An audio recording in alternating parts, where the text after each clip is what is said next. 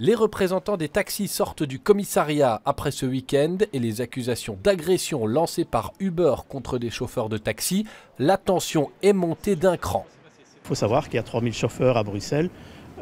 S'il y a une excitation ou un énervement chez eux de perdre une partie du marché, c'est pas nous qui contrôlons la situation et je crois qu'il faut aller la chercher ailleurs.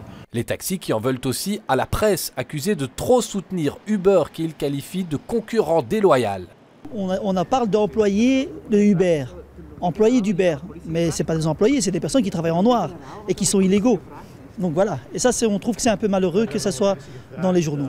Bref, une mise au point s'imposait, elle a eu lieu entre les taxis réguliers et la police, sans les autorités locales. Monsieur Maillot, Ça va ? on vous a pas vu à la réunion?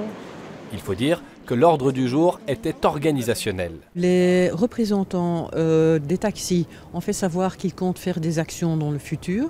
Donc c'est pour ça qu'ils ont été invités à une réunion informelle entre la police et les représentants pour un peu voir ce qu'ils comptent faire comme action. Est-ce qu'il s'agit d'une manifestation qui a été faite comme dans le temps avec des voitures de taxi?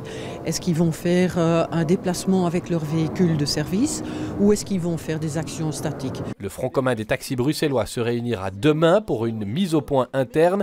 La réunion se tiendra à 1h et dans un endroit tenu secret.